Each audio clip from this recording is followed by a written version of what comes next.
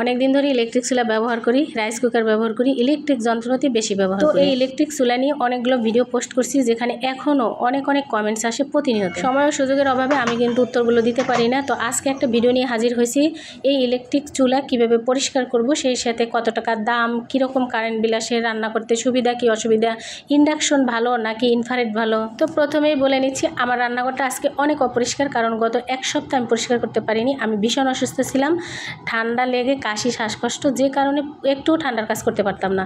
তো আজকে মনে হলো একটু বেটার ফিল করছি, তো যে কারণে ভিডিও মেক করব, সাথে সাথে পরিষ্কার করব এবং আপনাদের সাথে তুলে ধরবো সমস্ত কিছু। এই চুলাটার দাম 4 বছর আগে ছিল মাত্র 3200 টাকা। এটা ভীষণ কোম্পানির একদমই নর্মাল ওল্ড মডেলের একটি চুলা। তো দেখুন আমি দেখাইতেছি, চুলাটা প্রচুর নোংরা হয়েছে, যেহেতু আমি রান্নাঘরে আসতে পারি নাই। এখানে বেবিরা রান্না করছে, আমার হাজব্যান্ড রান্না করছে। এই যে পিছনে একটি ফ্যান আছে, অ্যাডজাস্ট ফ্যান, এইখান দিয়ে কিন্তু গরম বাতাসটা বের হয়, ওখানেও নোংরা হয়েছে। দুধ পরে, খাবার পরে, সব কিছু পরে এখানে পুড়ে গেছে একদম চুলাটা। তো এটাই আমি আজকে এই যে ঘষে ঘষে পরিষ্কার করব। চুলাটা পরিষ্কার তেমন কোনো বিষয় নয়, চুলাটা যে কোনো কিছু দিয়ে আপনি নোংরা হোক পরিষ্কার করতে পারবেন। এই যে আমি যেমন একটি মাজনির সাহায্যে, তারপর ভীম পাউডার দিয়ে বা লিকুইড দিয়ে যেটা আছে সেটা দিয়ে হাতের কাছে এভাবে ঘষে ঘষে যে ময়লা জায়গাগুলো সেগুলো পরিষ্কার করলে। তবে হ্যাঁ, অবশ্যই যখন চুলা পরিষ্কার করবেন তখন সুইচটা খুলে নেবেন, ইলেকট্রিক লাইন যেন না থাকে। তো এখন আসলে কারেন্ট বিলের কথা, অনেকে বলছেন ইন্ডাকশনে কারেন্ট কম খরচ হয়, কারেন্ট বিল কম আসে, আর ইনফ্রারেড চুলায় কারেন্ট বিল বেশি আসে। আসলে আমি ইন্ডাকশন কখনোই ব্যবহার করি না, আমি জানি না সেটা কত বিল আসে। তবে এইটাই আমার কত বিল আসে সেটা আমি বলতে পারি। আমার ফ্ল্যাটে যত টাকা বিল আসতো তার চেয়ে 4 থেকে 500 টাকা বেশি আসে। এটাই আমি একদম শুরু থেকে এটা বলে আসছি, আমার এইটুকুর বেশি কখনোই বিল আসে। এবার আসুন, যদি বলি এটি সুবিধার কথা, তাহলে সুবিধার কথা যদি বলতেই হয়, আমি বলবো গ্যাস সিলিন্ডার ছাড়াই ব্যবহার করা যায়। গ্যাসের দাম যেখানে 1500 থেকে 1600 টাকা দাম সিলিন্ডার, সেখানে মাত্র 400-500 টাকা খরচ করে সারা মাসে রান্না করতে পারবেন। আরও সুবিধা হচ্ছে আপনি এই জিনিসটাকে এক স্থান থেকে আরেক স্থানে খুব সহজেই নিয়ে যেতে পারবেন। এরকম ছোটো ছোটো অনেক কিছু সুবিধা আছে এই চুলায়। তো চুলা পরিষ্কার করা শেষ, এবার আমি চুলার আশেপাশে বাকি সব জায়গাগুলো সুন্দর করে ক্লিন করব। রান্নাঘরটা আজকে চকচকা ঝকঝকা করে ফেলবো। তো পরিষ্কার করতে করতে আমি এবার চুলার অসুবিধাগুলো বলি। অসুবিধা হচ্ছে যখন কারেন্ট থাকবে না তখন আপনাকে চুপচাপ বসে থাকতে হবে, রান্না করা যাবে না। আরেকটা অসুবিধা হচ্ছে এই চুলায় রান্না করে অনেকেই কমফোর্ট ফিল করে না, কারণ যেমন গ্যাসের চুলা চারিদিকে আগুন বের হয়, ধুমধাম হয়ে যায়, আর এই চুলাটায় একটু গ্যাসের চুলার চেয়ে আমার মনে হয় কম হয়, এটাই একটা অসুবিধা। আর একটা বড় সমস্যা সেইটা হচ্ছে হাঁড়ি পাতিল নিয়ে। যেমন ধরুন সমান হাঁড়ি পাতিল যদি না হয় তাহলে আপনি এই চুলায় রান্না করতে খুবই অসুবিধা হবে। আমি অনেক ভিডিও করছি, যেমন গোল হাঁড়ি পাতিলও বসানো যায়, তবে চারিদিকে যদি তাপটা ঠিক মতো না লাগে রান্না হতে অনেক সময় লাগে। একজনে বলছেন ইন্ডাকশন ভালো না ইনফ্রারেড ভালো। আসলে ব্যবহার করতে পারলে দুটোই ভালো। ইন্ডাকশন যে কোনো হাঁড়ি পাতিল ব্যবহার করা যায় না, নির্দিষ্ট কিছু হাঁড়ি পাতিল ওইটার জন্য তৈরি হয়, সেগুলোই ব্যবহার করতে হয়। আর ইনফ্রারেড হচ্ছে সব ধরনের হাঁড়ি পাতিল আপনি ব্যবহার করতে পারবেন, লোহা থেকে শুরু করে সিলভার, টিন, স্টিল যা আছে সব কিছু ব্যবহার করতে পারবেন। এটাই হচ্ছে ইনফ্রারেডের সুবিধা। তো আমার কাছে ইনফ্রারেড বেশি ভালো লাগে, কারণ আমরা নিম্ন মধ্যবিত্ত যারা আছি, আমাদের সব ধরনের হাঁড়ি পাতিল ঘরে থাকে, যেটা খুশি সেটা দিয়ে আমরা রান্না করতে পারি।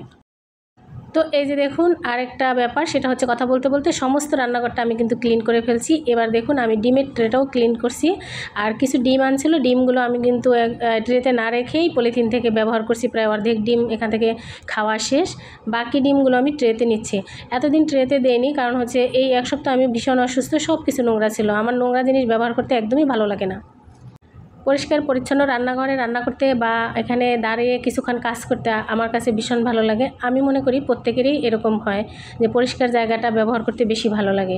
এরপরে আমি যে স্টিলের স্ট্যান্ডটা এইটা ভালো করে পরিষ্কার করে নিলাম, আর এখানে যত হাতা, খুন্তি, বেলুন, তারপর হচ্ছে ডাল ঘটনা, যা যা বড় বড় যেগুলো, এগুলো সব এখানে রেখে দিলাম। ছোট্ট একটা রান্নাঘর আমার, কিন্তু আমি সবসময় গুছিয়ে রাখার চেষ্টা করি, ক্লিন রাখার চেষ্টা করি। অসুস্থতা বলে একটা কথা, অসুস্থতা কারো কিছুতেই কথা শোনে না। যখন কেউ অসুস্থ হয় তখন পৃথিবীর সব কিছু যেন এলোমেলো হয়ে যায়। তো আমি আমার এই যে সিঙ্ক র্যাকটা সুন্দর করে গুছিয়ে নিছি, আরও যেটুকু এলোমেলো আছে সুন্দর করে গোছাবো, সঙ্গেই থাকবেন। আপনারা খেয়াল করছেন আমি একটি লোহার কড়াই এখানে রাখছি। লোহার কড়াইটা আমি কিন্তু ইলেকট্রিক চুলা ব্যবহার করি। লোহার কড়াইতে রান্নাবান্না আমার ভীষণ ভালো লাগে। যদি গ্রাম হতো তাহলে অনেক বড় একটা কড়াইতে আমি রান্না করতাম। তো এখানে ইলেকট্রিক চুলার জন্য ছোট্ট একটা লোহার কড়াই কিনেছি আমি। আমার মাটির কড়াইতেও রান্না করতে ভীষণ ভালো লাগে, যে কারণে আমার একটি মাটির কড়াইও আছে। এবার আমি কিন্তু যে সিঙ্ক র্যাকের উপরে যে এলোমেলো জিনিসগুলো আছে সবগুলো নামিয়ে আবার সুন্দর করে গুছিয়ে নিচ্ছি। বেশ কিছুদিন হলো আমি কিন্তু ভিডিও দেই না, তারপরও আমার অনেক আপু ভাইয়েরা আছে আমার আইডিতে এসে পুরনো ভিডিওগুলোতে অজস্র কমেন্টস করে যান। প্রতিদিনই আমার কাছে অনেক কিছু জানতে চান। আমার ভীষণ খারাপ লাগে যে আপনাদের সাথে কানেক্ট করতে পারি না কিংবা প্রশ্নের উত্তরগুলো দিতে পারি না, যে কারণে খুব কষ্ট হলো আমি ভিডিও নিয়ে আসছি। এখন থেকে রেগুলার ভিডিও করার চেষ্টা করব। আপনারা আমাকে আমার জন্য দোয়া রাখবেন, আমি যেন সুস্থ থাকি। আরেকটা বিষয় সেটা হচ্ছে সংসারে যদি ছোট ছোট কিছু জিনিস দিয়ে সংসারের কাজগুলোকে গোছানো যায় তাহলে সবচেয়ে বেশি ভালো হয়। এই যে সিঙ্ক র্যাকটা, এটা কিন্তু খুবই হেল্পফুল ছিল আমার জন্য। এত বেশি হেল্পফুল, আমার ছোট্ট রান্নাঘর আর সমস্ত থালাবাটি এলোমেলো অগোছালো ছিল, এটা রাখাতে আমার বেশ গোছালো হয়েছে। কিন্তু একটা সমস্যা আছে, প্রত্যেকটা জিনিসেরই পজিটিভের পাশাপাশি একটা নেগেটিভ থাকে।